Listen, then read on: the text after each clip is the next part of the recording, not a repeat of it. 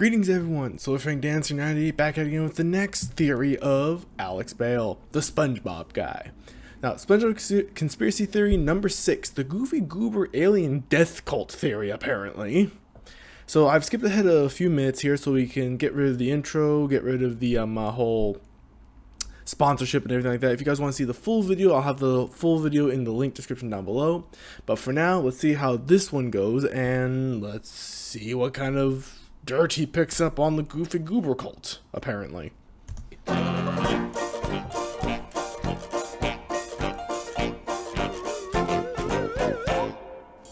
Goofy Goober's is an old-fashioned ice cream parlor that first appeared in the Spongebob movie. It's the very definition of a fun, innocent place for children. So, how on earth did I come to the conclusion that it's actually an alien death cult? In fact, what even is an alien death cult? Usually, it's a religious group that wants you to believe that one day aliens will come to Earth and take the members of the cult to a better place. And in order to get there, they have to commit mass suicide. The most infamous example of this being Heaven's Gate. Like I said, this is going to be a very dark video with some serious subject matter. So, how does this have anything to do with Goofy Goobers? In the more recent seasons of SpongeBob, they've started referencing Goofy Goobers again. In fact, there's even an episode called The Goofy Newbie where Patrick gets a job there. And it's in this episode when Patrick is watching an employee training video that I first realized there was something more going on here. The story of our ice cream begins with our founder, Reginald Goober, who for some unexplained reason was nicknamed Goofy. In 1842, he headed west in a covered ice cream wagon. He served his warm ice cream on rocks and sticks. From those humble beginnings, Goofy Goober has grown into a multi-billion-dollar business. You know, it's a pretty standard company video. They just want their employees to wash their hands and keep their work area clean. We only ask that you, 1, practice good hygiene, 2, maintain good work habits. Nothing out of the ordinary, except there's one more thing that they want you to do. And 3, believe in extraterrestrials. Peace, hugs, and ice cream! Huh. An organization that wants you to believe in aliens. That couldn't be a Heaven's Gate reference in SpongeBob, could it? No, that's crazy. And even if it was, it could just be a random throwaway gag. There's no way Goofy Goobers is actually a cult, right? But then I started to rewatch every appearance of Goofy Goobers, and things took on a whole new meaning. One of the most basic ideas of a cult is that they strip you of your individuality and make you change your entire identity to be about the cult. And that's exactly what Goofy Goobers does. Everyone there wears Goofy Goober uniforms just like a cult. I mean, what other restaurant has not just employees, but customers that always dress up in a specific way? And their theme song that is constantly repeated and reinforced is just the simple line, I'm a Goofy Goober, yeah. You're a Goofy Goober, yeah. We're all Goofy Goobers, yeah. I'm a Goofy Goober, you're a Goofy Goober, we're all Goofy Goobers. It is literally just a song saying that your whole identity is based around Goofy Goobers, and that's it. And in the SpongeBob movie, there's a scene where SpongeBob and Patrick have to try their best to not sing along to the theme song, and it literally causes them intense pain to not sing along. Don't sing along, Patrick! I'm trying so hard. It's as if they've been brainwashed and physically can't stop themselves from singing it. And you can't even just chalk this up to SpongeBob and Patrick being weirdos. 2 other fish can't stop themselves from singing along, even though it means they'll get beat up for it. Goofy, Goofy, Goober, Goobers, yeah! And just like how many cults have an icon or god that they worship, Goofy Goobers has the dancing peanut mascot that's all over the restaurant's branding. I mean, just look at how excited all the kids are when he comes out. Goofy Goober!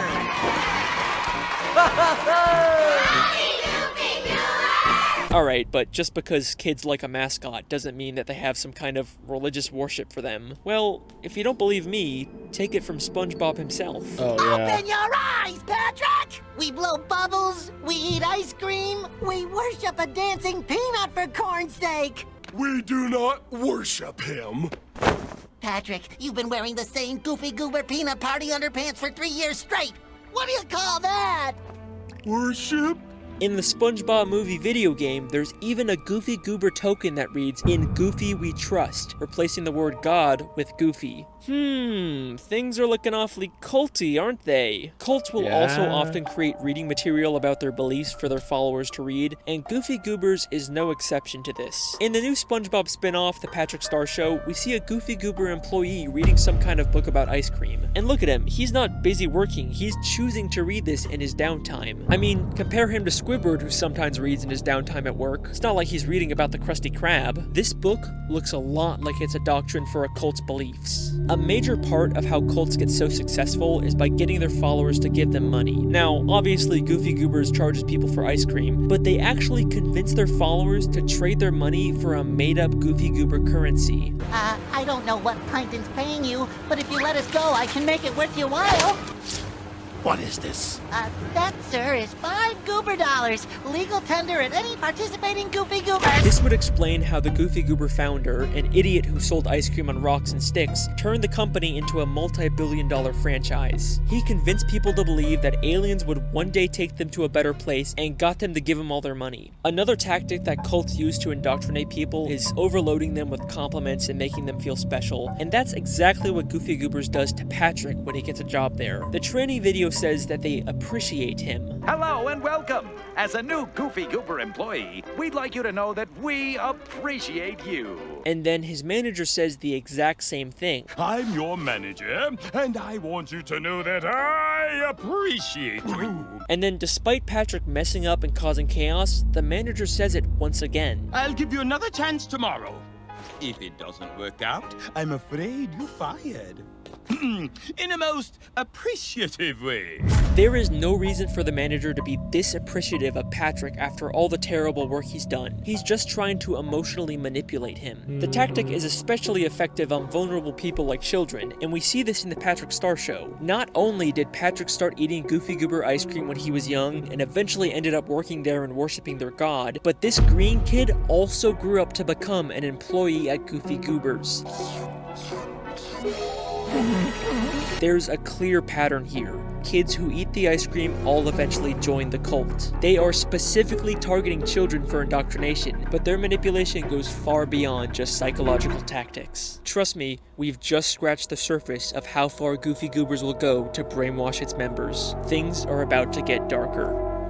Oof.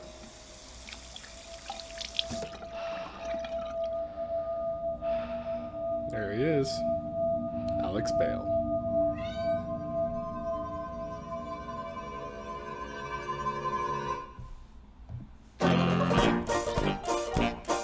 Don't eat the ice cream.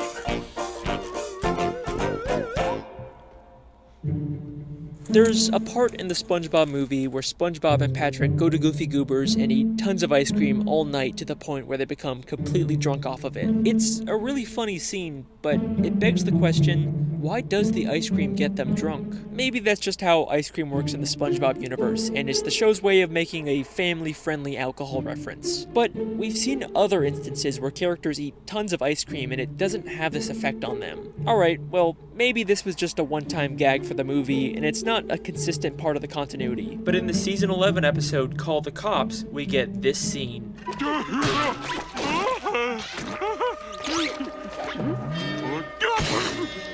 One too many Goofy Goobers again, eh, Patrick?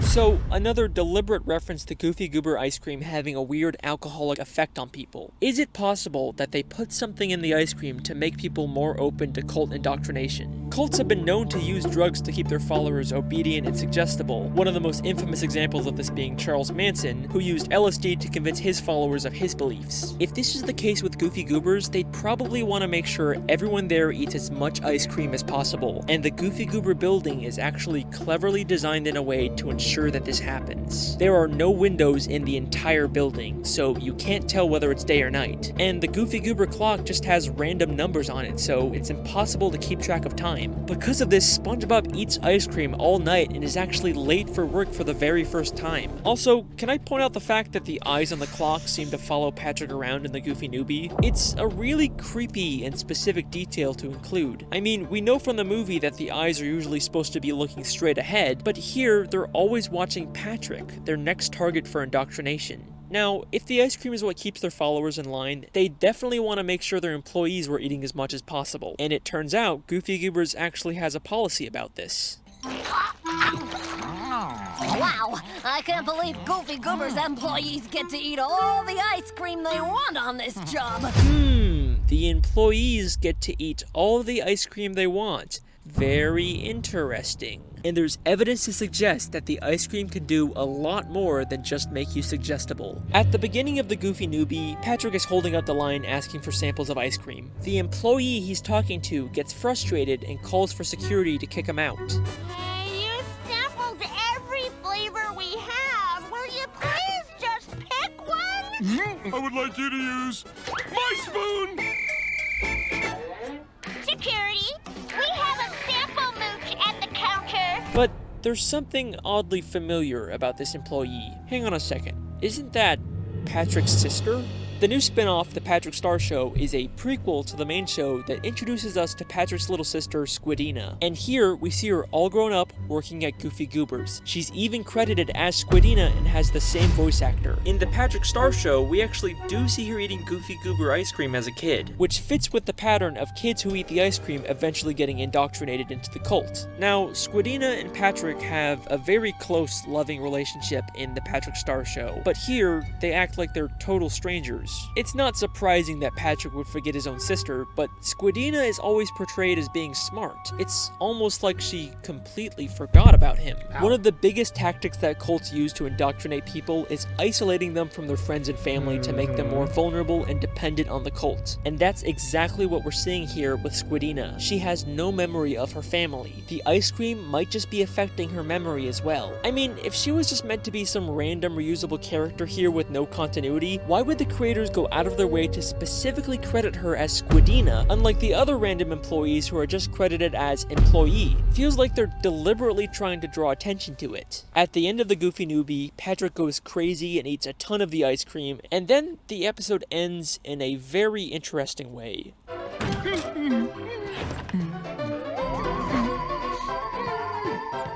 Peace, hugs, and ice cream! Now, I don't think Patrick was actually abducted by aliens. I mean, we see him on Earth in the very next episode, and the UFO has the same fake look as the one in the training video. I think that because of all the ice cream he ate, he now fully accepts the Goofy Goober's beliefs, and it's caused him to hallucinate the UFO. So, at this point, I'd say we can make a very strong case for Goofy Goobers being a cult, but with this realization comes a very dark and tragic new meaning for the SpongeBob movie. Believe me, you will never look at that movie the same way again.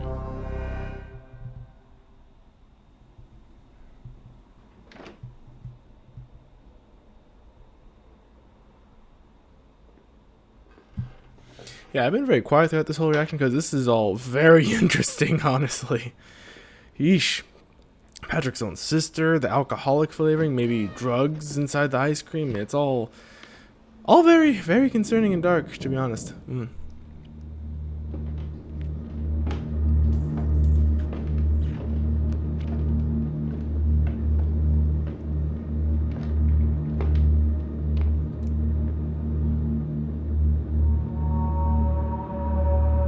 Is this where the creature is? One that's been giving him his theories. Oh, it wants live meat now?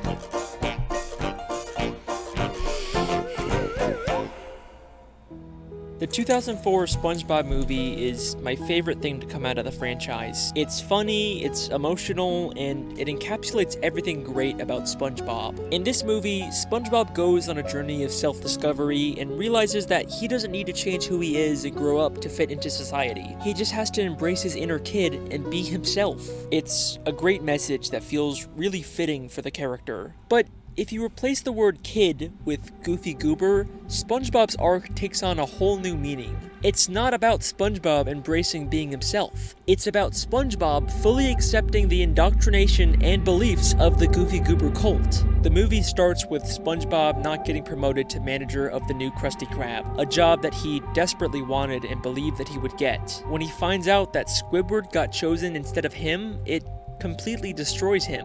cults will target vulnerable people who are at extremely low points, and the first place that SpongeBob goes to after having his heart broken is Goofy Goober's. After a night of getting drunk off of ice cream, he becomes resentful of Mr. Krabs and decides to tell him off. I deserve that manager job, but you didn't give it to me, because you say I'm a kid. Well, I am 100% man, and this man has got something to say to you. In fact, if King Neptune didn't interrupt and try to kill Mr. Krabs, SpongeBob probably would have quit and been fully able to join the cult. SpongeBob and Patrick go on a quest to retrieve Neptune's crown, and it's almost like every obstacle they face along the way is specifically designed to make SpongeBob and Patrick realize the dark truth about Goofy Goobers, but they fail to do so at every turn. So, they first stop at this tough guy bar that's full of men who beat up anyone that isn't manly enough.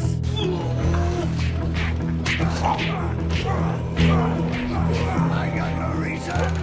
But I think there's actually a lot more going on here than it seems. This place actually has an insane amount of similarities to the Goofy Goober ice cream parlor. They're both shaped like boats, they both have bikes out front and a bar inside, and they both have two-word titles that start with the same letter, Goofy Goobers and Thug Tug. Is it possible that this place is actually a former Goofy Goobers establishment that was abandoned? I mean, they literally have the Goofy Goober theme song on hand.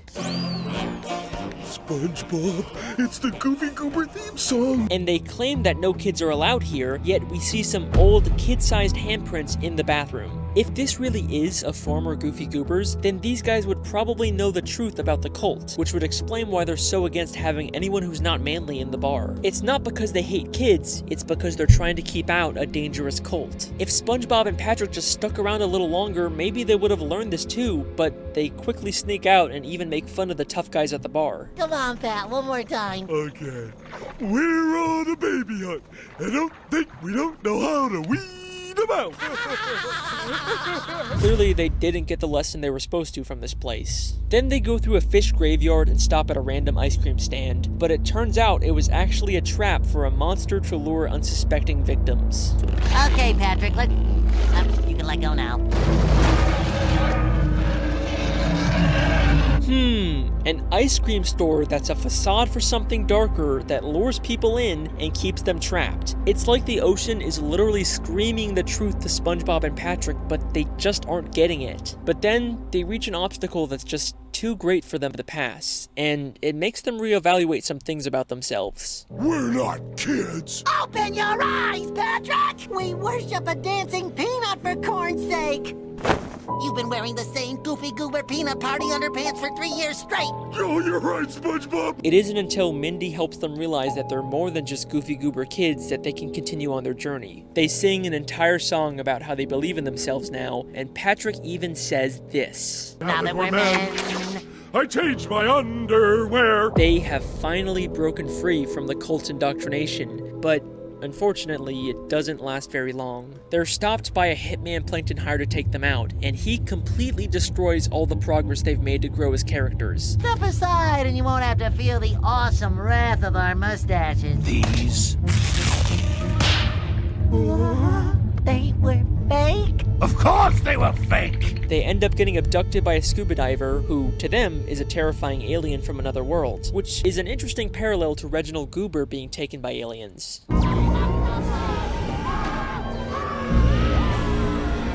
They're taken to Shell City in a room full of dead fish, a place eerily similar to a death cult after a mass suicide. While SpongeBob and Patrick are being dried to death, they decide to fully embrace the Goofy Goober's beliefs and spend their last moments alive singing the Goofy Goober theme song. I'm a Goofy Goober, yeah! You're a Goofy Goober, yeah! Goofy, Goofy, Goober, Goober! But then, just like death cults always promise, they and everyone in the room are reborn when the sprinkler system turns on.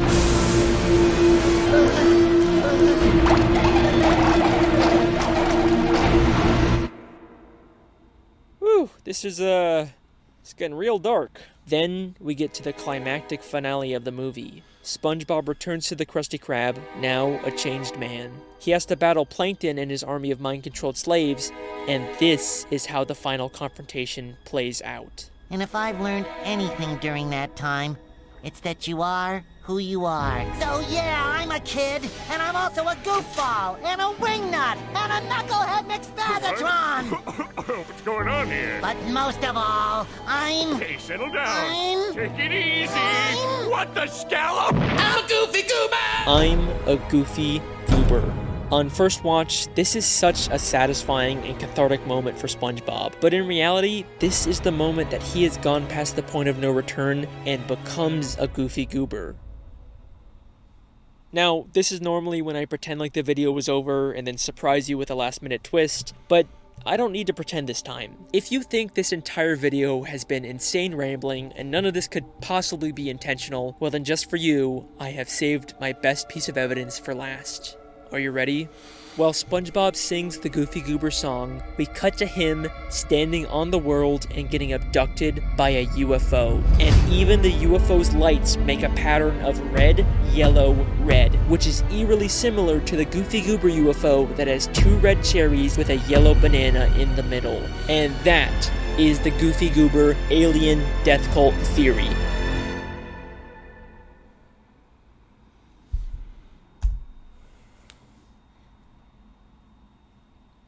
Dang. Oh, jeez. Oh, boy.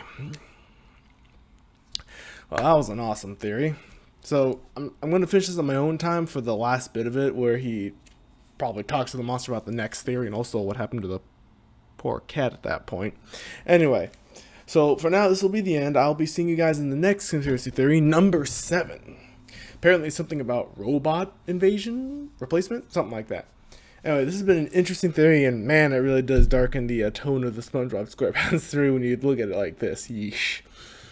Anyway, for now though, that is all I'll be having for here. If you do like the videos, please like, comment, subscribe down below. I'll have the full unedited video down below in the description for you guys to enjoy alongside me.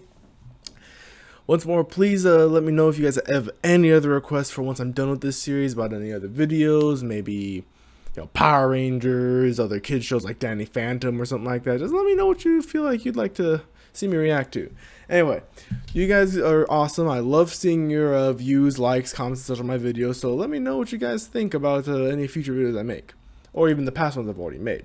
This has been SilverFangDancer98. I'll be signing off and hoping to see you guys in the next video. Ta-ta!